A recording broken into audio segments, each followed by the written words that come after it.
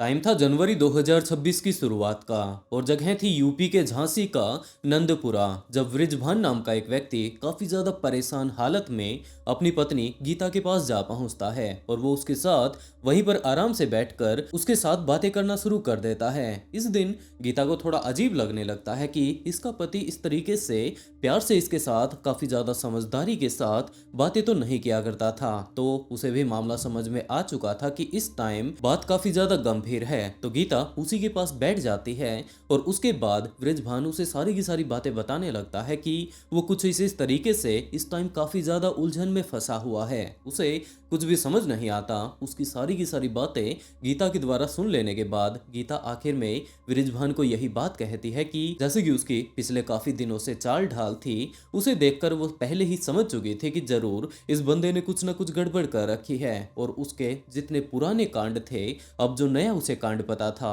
इन सारी ही चीजों को लेकर गीता अब बहुत ज्यादा परेशान हो चुकी थी। क्योंकि गीता वृजभान की पहली पत्नी नहीं जबकि दूसरी पत्नी थी। क्योंकि शुरुआती टाइम में वृजभान एक रेलवे कर्मचारी था। उसकी उस टाइम गीता नाम की एक महिला के साथ शादी करवा दी जाती है। उसके बाद उसे एक लड़का होता है, उसके बाद एक लड़की होती है और इसी तरीके से करते करते इसे 3 बच्चे हो जाते हैं। अगले लगभग काफी सालों तक वो गीता के साथ रहता है। लेकिन इसी टाइम धीरे धीरे कर जैसे जैसे इनकी शादी को ज्यादा टाइम होता है तो उसका गीता से मन भर चुका था। और उसके बाद वो रेलवे में तो जॉब लगा ही हुआ था, उसे अलग अलग जगहों पर ड्यूटी पर जाना पड़ा करता था। और इसी टाइम उसकी मुलाकात एक और महिला से होती है, उसका नाम भी गीता था।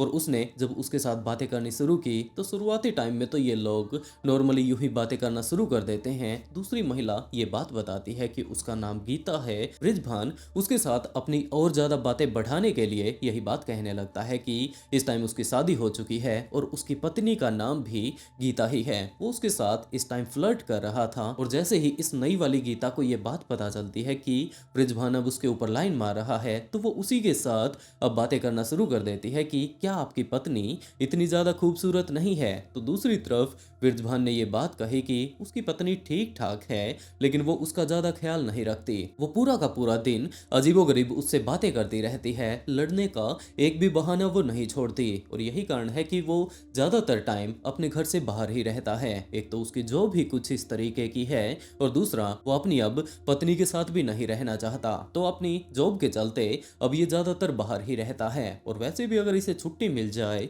तो वो अपनी पत्नी के पास नहीं जाता। तो अब जो ये नई गीता वृजभान को मिली थी वो भी अपने दुखड़े उसे बताने शुरू कर देती है। वो बताती है कि इस टाइम उसकी भी शादी हो चुकी है लेकिन उसका पति उद्यल उसे काफी ज्यादा परेशान रखता है। वो उसके साथ हमेशा ही झगड़ा करता रहता है। कभी कभार तो ऐसा भी टाइम आ जाता है जब वो उसे पीटना शुरू कर देता है। और इन सारी ही चीजों से वो काफी ज्यादा परेशान हो चुकी है। वैसे तो इसका इस टाइम एक लड़का भी है लेकिन वो लड़का अभी काफी ज्यादा छोटा है और इसका पति इसका ज्यादा ध्यान नहीं रखता। और इसी तरीके से उदयभान और जो ये नई वाली गीता उसे मिली थी, ये लोग आपस में प्यार करने लग जाते हैं। और उसके बाद एक टाइम ऐसा भी आया जब उसने इसके साथ शादी कर ली। लेकिन जैसा कि वृजभान इस टाइम रेलवे में लगा हुआ था तो उसे अपने काम के सिलसिले में अलग अलग जगहों पर जाना पड़ा करता था। और काफी बार वो रेलवे के बड़े अधिकारियों के यहाँ पर बंगले में काम करने के लिए लगा दिया जाया करता था। अब वो अपने पहले वाली पत्नी से पूरे तरीके से लगभग दूर हो चुका था। कभी कभार ही वो उससे मिलने के लिए जाया करता था और अपना ज्यादातर टाइम अपनी दूसरी पत्नी के साथ वो बिताया करता था। लेकिन 2015 में एक टाइम ऐसा भी आया जब वो उसी बंगले पर अपने नॉर्मली काम पर लगा हुआ था, जब उसकी नजर उसी बंगले में काम करने के लिए आने वाली एक महिला प्रीति सिंह के ऊपर पड़ती है। ये महिला यहाँ पर साफ सफाई का काम किया करती थी। इसके अलावा खाना बनाना होता या फिर घर के और छोटे मोटे काम धंधे करने होते, वो सारी की सारी चीजें प्रीति सिंह ही संभाला करती थी। तो वृजभान जैसे ही प्रीति सिंह को देखता है तो अब ये इसके ऊपर भी लट्टू हो चुका था और वो अपनी दूसरी पत्नी को भी लगभग पूरे तरीके से अकेले छोड़ने में उसने कोई कमी नहीं छोड़ी थी। और वो पूरे तरीके से इस टाइम प्रीति के पीछे पड़ा हुआ था। और प्रीति सिंह भी इन चीजों को काफी अच्छे से देख सकती थी कि वृजभान उसके ऊपर कितना ज्यादा लट्टू है। वो अगर कुछ भी उससे मांगेगी तो वो मना नहीं करेगा, जिसके चलते वो भी उसके चक्रों में फंस जाती है। और अगले काफी दिनों तक ये लोग यूं ही रिलेशनशिप में चलते रहते हैं। लेकिन जब वृजभान की दूसरी पत्नी को ये बात पता चलती है कि ये बंदा पहले तो काफी बार हमारे घर पर वापस आता रहा करता था लेकिन अब तो ये कभी कभार ही महीने या फिर 1.5 महीने में 1-2 बार यहाँ पर आता है, तो अब उसे पक्का विश्वास हो चुका था कि जरूर ये किसी न किसी नई लड़की के पीछे जा रहा है। जब भी वो वृषभान से बातें करने की कोशिश करती तो वृषभान इस बात से मना कर देता कि उसकी तो बस पोस्टिंग थोड़ी दूर है और यही कारण है कि हर शनिवार एतवार को वो वापस घर पर नहीं आ पाता, तो कभी कभार वो यहाँ पर आता रहता है। और वैसे भी रिटायरमेंट के बाद वो इन्हीं के साथ तो सेटल होने वाला है। इसी तरीके की कुछ एक बातें करके वो अपनी दूसरी पत्नी को भी बड़े ही आराम से समझा लिया करता था। टाइम बीतता रहता है और अब लगभग 2025 के आसपास का टाइम आ चुका था जब वृषभान अपनी जॉब से रिटायर हो जाता है। लेकिन दूसरी तरफ जिस लड़की के साथ वो बार बार मिला करता था, प्रीति सिंह, वो तो अभी भी उसके ऊपर लगातार दबाव बनाती जा रही थी कि अब उसे ये खरीदना है, वो खरीदना है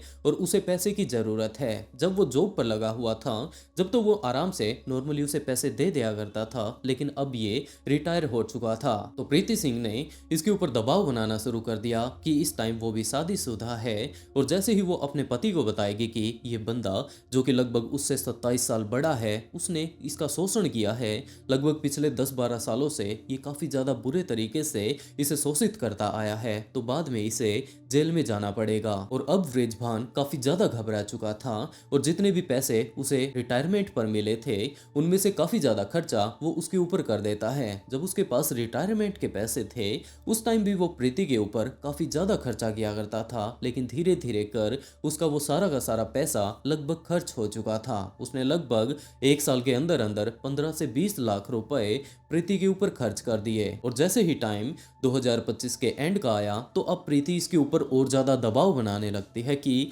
अभी उसे अपने लिए गहने खरीदने हैं, लगभग 2.5-3 लाख रुपए की उसे जरूरत है। और इस टाइम वृषभान अंदर तक खाली हो चुका था कि भाई पहले मेरे पास सैलरी आया करती थी, वो सैलरी वो उसे दे दिया करता था, लेकिन अब तो इसके पास अपने रिटायरमेंट के भी लगभग सारे के सारे पैसे खत्म हो चुके हैं, तो अब वो उसे कहां से पैसे दे, तो अब वो उसे पैसे कहां से दे। हाँ, जितनी भी इसके पास इसकी पेंशन आती है वो भी इसे देने के लिए वो तैयार है, लेकिन दूसरी तरफ प्रीति की तो भूख खत्म हो ही नहीं रही थी। और आखिर में उसे प्रीति यही धमकी दिया करती थी कि अगर वो पैसे नहीं देता है तो वो अपने पति को बता देगी और उसके बाद उसे जेल तो जाना ही पड़ेगा। और इन्हीं सारी चीजों से परेशान होकर इस टाइम वृषभान अपनी दूसरी पत्नी गीता के घर पर बैठा हुआ था। वहीं पर बैठे बैठे जब उसके दिमाग में कोई भी जवाब नहीं आ रहा था कि अब उसे आगे क्या करना चाहिए, तो आखिर में वो अपनी पत्नी को अपने पास बुलाता है, उसे अपने पास में बैठाता है और उसके बाद उसने सारी की सारी बातें बताई कि कुछ इस तरीके से वो प्रीति नाम की एक महिला के चक्कर में फंस चुका है। अब उसे कुछ भी समझ नहीं आ रहा है कि वो करे तो क्या करे। गीता ने सबसे पहले तो वृषभान की सारी मुश्किलों को समझा, असली उसकी दिक्कत को समझा और उसके बाद उसने वृषभान से यही बात कही कि उसे पहले से ही शक था कि वो एक लड़की के चक्कर में इस टाइम फंसा हुआ है और यही कारण है कि जो बंदा अपने परिवार के ऊपर पहले इतना ज्यादा खर्च किया करता था, इस टाइम वो अच्छे से अपने परिवार का पालन पोषण भी नहीं कर पा रहा है। और इसी बात को लेकर कि इसके पति की सारी सैलरी इस टाइम प्रीति सिंह खा जाती है, उसको लेकर वो काफी ज्यादा गुस्सा थी और उसने प्लान बनाना शुरू किया कि तुम उस लड़की को अपने रास्ते से हटा दो, जो कुछ भी आपको मदद की जरूरत होगी वो उसकी मदद करने के लिए तैयार है। वृषभान तो अभी इन सभी चीजों के बारे में सोच ही रहा था कि वो किस तरीके से प्रीति को अपनी जिंदगी से निकाल सकता है, लेकिन प्रीति दूसरी तरफ लगातार दबाव बनाती जा रही थी कि उसे पैसे की जरूरत है। और इसी टाइम एक काफी ज्यादा खौफनाक प्लान वृषभान के दिमाग में आता है। उसने वहीं पर ब्रह्मनगर में एक ऐसा मकान किराए पर ले लिया जो कि घरों से काफी ज्यादा दूर था। यहाँ पर आसपास में ज्यादा घर बने हुए नहीं थे और इसे कोई भी पूछने वाला नहीं था, जिसके चलते उसने वो घर किराए पर ले लिया और वो वहां पर जाकर रहना शुरू कर देता है। और इसी टाइम प्रीति सिंह दोबारा से उससे ये बात कहने लगती है कि उसे तो पैसों की जरूरत है। और इसी टाइम वृषभान ने प्रीति को ये बात कही कि इस टाइम इसके पास ज्यादा पैसे नहीं थे, लेकिन उसे प्रीति की बहुत ज्यादा फिक्र थी, जिसके चलते वो यहाँ पर अब किराए पर रहना शुरू कर चुका है। और अगर तुम्हें फिर भी पैसों की जरूरत पड़ती है तो तुम यहीं पर मेरे पास पैसे लेने के लिए आ जाया करियो। उसने ये बात प्रीति को बोल दी और जैसे ही 8 जनवरी का टाइम आया तो प्रीति को ये बात लगने लगती है कि अब उसके सारे के सारे पैसे खत्म हो हो चुके हैं, एक बार उसे बृजभान के पास चले जाना चाहिए और वो उसी जगह पर बृजभान से मिलने के लिए जा पहुंचती है। बृजभान इस टाइम अपने घर के अंदर बैठकर शराब पी रहा था और जैसे ही प्रीति वहां पर पहुंचती है, वो प्रीति को आराम से अपने पास बैठाता है, उसके साथ प्यार भरी बातें करता है। लेकिन अभी भी प्रीति के दिमाग में यही बातें चल रही थी कि उसे तो पैसों की जरूरत है, जिसके चलते आखिर में बृजभान ने ये बात कही कि तुम चिंता बिल्कुल भी मत करो, तुम्हारे पैसे की प्रबंध करने के लिए मैं यहाँ पर किराए पर रहना शुरू कर चुका हूँ। अब मेरे पास जितने भी पैसे हैं वो सारे के सारे पैसे मैं तुम्हें देने के लिए तैयार हूँ। और जैसे ही प्रीति को ये बात पता चली तो वो भी निश्चिंत हो जाती है और उसके बाद वो वहीं पर बृजभान के साथ उसके साथ बैठी रहती है। लेकिन इस टाइम बृजभान ने ज्यादा शराब नहीं पी थी, वो उठकर दूसरी तरफ चला जाता है। लेकिन प्रीति सिंह को इस बारे में कोई अंदाजा नहीं कि आखिरकार बृजभान के दिमाग में क्या कुछ चल रहा है। वो तो आराम से आगे बैठी हुई थी। बृजभान पीछे जाता है, वहां पर पहले से ही उसने एक कुल्हाड़ी का जुगाड़ कर लिया था। वो उस कुल्हाड़ी को लाकर सीधा का सीधा अब प्रीति सिंह सामने की तरफ मुंह करके बैठी हुई थी, तो वो उसके पीछे से आता है और उस कुल्हाड़ी से सीधा का सीधा उसके सिर पर वार कर देता है। प्रीति को बचने का एक भी मौका नहीं मिला और वो वहीं पर अपनी जान गंवा देती है। उसके सिर से काफी ज्यादा खून निकल रहा था, लगातार एक तरफ वो बहता जा रहा था। कुछ एक देर तक तो बृजभान वहीं पर बैठ जाता है, वो वेट कर रहा हो मानो इस सारे के सारे खून को इकट्ठा होने की। और जैसे ही उसका सारा खून निकल चुका था तो वो एक कपड़ा उठा कर लाता है, एक बाल्टी उठा कर लाता है और उसके सारे के सारे खून को उसने आराम से साफ कर दिया। और अब उसके दिमाग में यही बात चल रही थी कि उसे इसे ठिकाने भी तो लगाना है। और इसी बात को सोचते हुए जैसा कि उसने उसका सारा का सारा खून साफ कर दिया था, उसकी बॉडी अभी सर्दी का टाइम था, इतनी जल्दी डिकम्पोज तो होने वाली नहीं थी। वो सीधा का सीधा बाजार जा पहुंचता है और वहां से एक नीला ड्राम खरीद लाता है। वो अपने घर पर नीला ड्राम लाकर इसे नीले ड्राम में फिट करने की कोशिश करता है। लेकिन प्रीति सिंह काफी ज्यादा हेल्दी थी, वो उस ड्राम के अंदर आई ही नहीं और उसके दिमाग में अब ये बात चलने लगती है कि अब वो करे तो क्या करे। अगले लगभग 2-3 दिनों तक वो यूं ही प्लानिंग बनाता है कि वो इसे किस तरीके से ठिकाने लगा सकता है। और इसी टाइम उसकी नजर उसी कुल्हाड़ी पर जाती है कि अगर ये पूरी इसके अंदर नहीं आ रही है तो अगर यह इसे छोटे छोटे हिस्सों में काट डालता है तो उसके बाद तो ये इसके अंदर आ ही जाएगी। लेकिन दूसरी तरफ जब वो उसकी कटिंग कर रहा था, छोटे छोटे हिस्सों को अलग अलग भागों में काट रहा था, तभी उसको ये बात लगने लगती है कि अगर यहीं पर उसे जलाकर खत्म कर दे तो इसे कोई भी पूछने वाला नहीं होगा। और ये बात सोच लेने के बाद वो अपने बेटे से ये बात कहता है कि उसे एक संदूक की जरूरत है और क्या वो उसके लिए एक संदूक ला पाएगा। उसके बेटे को कोई अंदाजा नहीं कि इस टाइम उसके पिता ने क्या कुछ कांड रच दिए हैं, जिसके चलते वो जैसा कि उसके पिता ने एक संदूक मंगवाई थी, वो एक संदूक लेकर उनके उसी स्पेसिफिक घर पर चला जाता है जहां पर कि ब्रह्मनगर में इस टाइम वो किराए के घर पर रहा करता था। उसने अपने बेटे को बाहर से ही हाय हेलो किया, अपनी संदूक अंदर ली और उसके बाद ये बात अपने बेटे को बोल देता है कि इस टाइम उसे थोड़ा काम है, वो फिर मिलेंगे। ये चीज उसके बेटे के लिए भी काफी ज्यादा अजीब थी, लेकिन उसका बेटे को अपनी जॉब पर जाना था, जिसके चलते वो अपने पिता के ऊपर ज्यादा ध्यान नहीं देता है और उसके बाद वो भी वापस अपनी जॉब पर चला जाता है। बृजभान अगले ही दिन बाजार जाकर काफी सारी लकड़ियां अपने घर पर ले आया और जैसा कि उसने प्रीति सिंह को छोटे छोटे टुकड़ों में काट दिया था, उसके वो सारे के सारे टुकड़े वो अपने घर की छत पर रात को जलाना शुरू कर देता है। काफी सारी लकड़ियां डाल देता, उसके छोटे मोटे टुकड़े वो आग में डाल दिया करता था। उसने लगभग पूरी की पूरी महिला को ही ठिकाने लगा दिया था कि इसी टाइम इसके पड़ोसी दिन में ही इससे बातें करने लग जाते हैं कि आजकल आपके घर से काफी ज्यादा बदबू आ रही है। और इस टाइम बृजभान अपने आप को बचाने के लिए अपने पड़ोसियों को ये बात कह देता है कि आप दरअसल जिस बदबू की बात कर रहे हैं, रात को मुझे काफी ज्यादा ठंड लग रही थी, जिसके चलते मेरी छत पर वहां पर टायर पड़े हुए थे, तो मैंने उन्हीं को आग लगा दी और जरूर ये जो आप लोगों तक बदबू पहुंची थी ये उन्हीं की होगी। तो इनके पड़ोसी भी इसकी बातों पर ज्यादा ध्यान नहीं देते हैं और यही बात सोचते हैं कि बंदा पूरा दिन काम करता होगा, हो सकता है रात को जैसा कि इस टाइम काफी ज्यादा ठंड पड़ रही है तो अपने आप को तापने के लिए ये आग जला लेता होगा। इसी तरीके से सोचकर इसके पड़ोसी दोबारा से इसे इस बारे में कभी भी नहीं टोकते हैं। लेकिन दूसरी तरफ बृजभान इस टाइम सचेत हो चुका था कि मामला इनके पड़ोसियों तक पहुंच चुका है, जिसके चलते अब उसने अपनी पत्नी को सारी की सारी बातें बताई कि जिस तरीके से तुम मुझे साथ देने के लिए बोल रही थी, मैंने उस महिला को बीच रास्ते से तो हटा दिया है, लेकिन इस टाइम वो यहाँ पर उसे पूरे तरीके से ठिकाने नहीं लगा पा रहा है, तो क्या वो उसकी मदद कर पाएगी। गीता इस चीज के लिए तैयार हो जाती है और उसने अपने बेटे नितिन से ये बात कही कि तुम्हारे पिता जहाँ पर अब नए घर में रहते हैं वहां से कुछ एक सामान वापस यहाँ पर लाने वाले हैं, तो उनका वो सामान लाने के लिए हमें एक लोडर की जरूरत पड़ने वाली है। तो नितिन अब सीधा का सीधा मार्केट की तरफ निकल पड़ता है कि रात को जो भी उसे साधन मिलेगा वो उसे लेकर अपने पिता के घर पर चला जाएगा। और इसी टाइम एक इसी तरीके की गाड़ी उसे मिल भी जाती है। उसने जाकर उस बंदे से पूछा कि भाई कुछ इस तरीके से एक सामान इस जगह से दूसरी जगह पहुंचाना है, लेकिन वो लोडर वाला इस बात से मना कर देता है कि भाई अब तो रात के लगभग 11-12 बजे का टाइम हो चुका है, कल सुबह वो इन सारे ही कामों को करवाने के लिए तैयार है। लेकिन नितिन ने उसके सामने रिक्वेस्ट करनी शुरू कर दी कि यार उसके पिता बहुत ज्यादा परेशान हो रहे हैं, थोड़ी सी देर का काम है, उस सामान को उस जगह पर पहुंचा दोगे। और उसकी बार बार इसी तरीके से मिन्नतें करने के बाद, रिक्वेस्ट करने के बाद वो भी मान जाता है और वो लोग सीधा का सीधा बृजभान के घर पर जा पहुंचते हैं। वहां पर जाने के बाद जब उन लोगों ने ये चीज देखी कि एक संदूक को ये लोग यहाँ से लेकर जाने की कोशिश कर रहे हैं, तो उसे भी ज्यादा चीजें अजीब नहीं लगती और वो लोग जैसे तैसे कर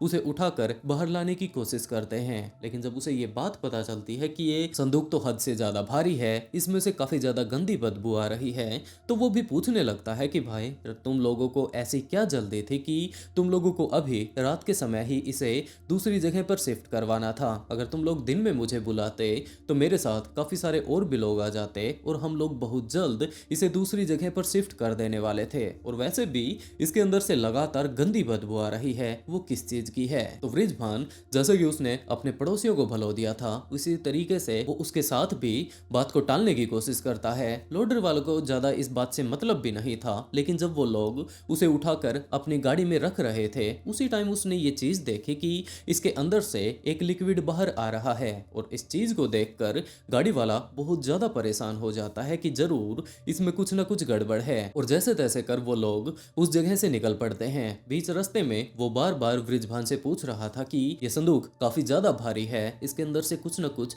अजीब चीज बाहर निकल कर आ रही है, लिक्विड जैसी चीज, और ऊपर से इसमें काफी ज्यादा गंदी बदबू भी है। तो क्या आप लोग मुझे बता पाएंगे कि असल में यहाँ पर चल क्या रहा है। और इन्हीं सारी चीजों को लगातार बृजभान आगे से आगे मना करता जा रहा था कि भाई होगा यार, कुछ चूहा वगैरह इसके अंदर मर गया होगा, मुझे कोई अंदाजा नहीं, और वैसे भी इसके ऊपर ताला लगा हुआ है, जैसे ही मेरे पास चाबी आएगी और हम लोग घर पर पहुंचेंगे तो वहां पर तो चेक कर ही लेंगे। लेकिन उस ड्राइवर को अब पक्का विश्वास हो चुका था कि आज से पहले भी इसी तरीके के काफी सारे केसेस वो पहले भी सुन चुका है, जिसके चलते जब वो एक जगह से दूसरी जगह इस सामान को शिफ्ट कर रहा था तो बीच रास्ते में वो पुलिस के पास कॉल कर देता है और उसने पुलिस को ये बात बतानी शुरू की कि जनाब मुझे पक्का नहीं पता कि आखिरकार ये लोग क्या चीज एक जगह से दूसरी जगह मेरी गाड़ी में लेकर जाना चाहते हैं, लेकिन इसके अंदर से काफी ज्यादा गंदी बदबू आ रही है, नीचे से कुछ एक लिक्विड बाहर निकल कर आ रहा है, अगर आप हो सके तो जल्द से जल्द यहाँ पर आ जाइए। और पुलिस को जैसा कि पता ठिकाना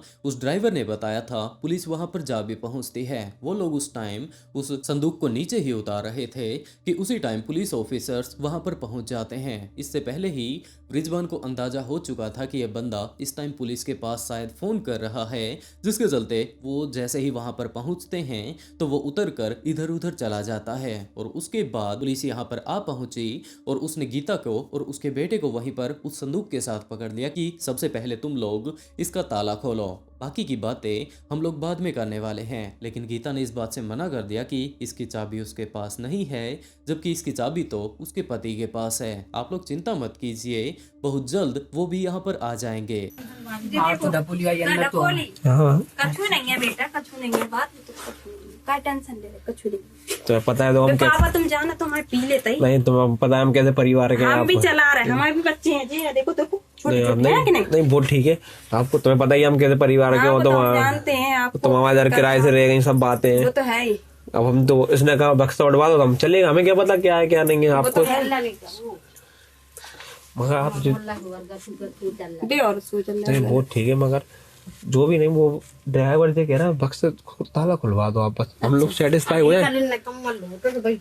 अरे फिर भी आंटी आप थोड़ा सेटिस्फाई हो जाए हम लोग, हम फंसे नहीं, बहुत चल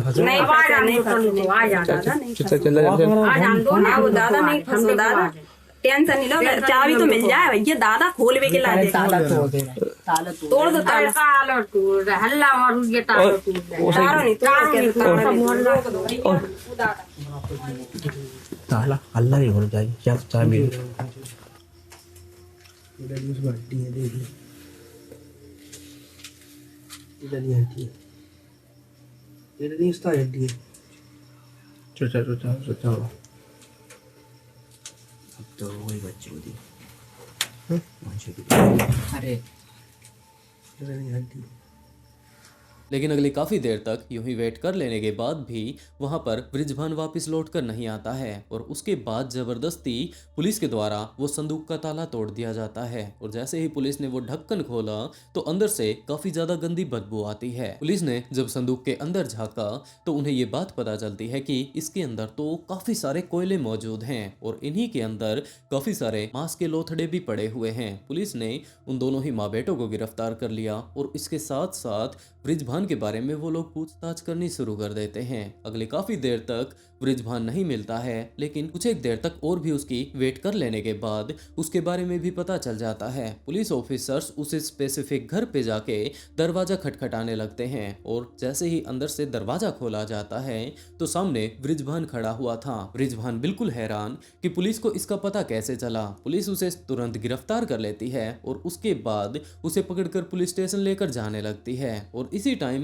बृजभान ये बात पूछता है कि जनाब, बाकी सारी चीजें तो बिल्कुल ठीक हैं, लेकिन आप लोग मुझे ये तो बताइए कि आपको पता कैसे चला कि इस टाइम मैं यहाँ पर मौजूद हूँ। तो पुलिस ने उसे समझाना शुरू किया कि भाई, तू अपने आप को बचाने के लिए हर संभव कोशिश कर रहा था। हम लोग सबसे पहले तो तेरी पहली पत्नी के पास जाते हैं, दूसरी पत्नी को तो इस टाइम गिरफ्तार कर ही लिया है। हम लोग तेरे पहले बेटे के पास भी गए थे और तेरी बेटियों के घर पर भी गए थे, तो लेकिन तू कहीं पर भी नहीं था। लेकिन इसी टाइम बीच में बृजभान ने जब ये बिल्कुल आकर एक नई जगह पर रुक चुका था तो उसी टाइम उसने अपने एक पड़ोसी के पास कॉल किया जहां पर कि उसकी पहली पत्नी रहा करती थी और उसे पक्का विश्वास था कि वहां पर पुलिस जरूर जाएगी। और जैसे ही उसने उसके पड़ोसी के पास कॉल किया और ये बात पूछी कि क्या भाई यहाँ पर पुलिस वगैरह आई है, इसी टाइम उसका मोबाइल ऑन हो जाता है। ये कांड रच लेने के बाद लगातार उसका मोबाइल बंद होता आ रहा था, लेकिन इसी टाइम लगभग 2 से 4 मिनट के लिए जब उसने अपना मोबाइल ऑन किया,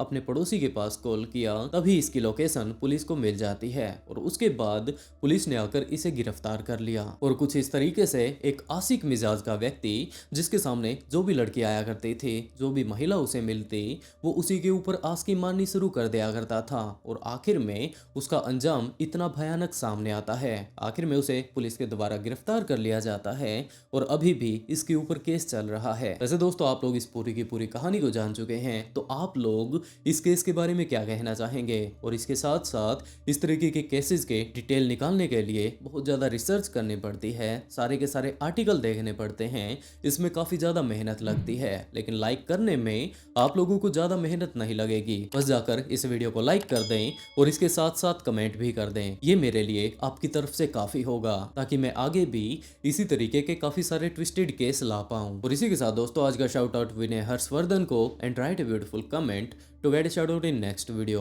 बहुत जल्द मिलते हैं एक और नए ट्विस्टेड केस के साथ।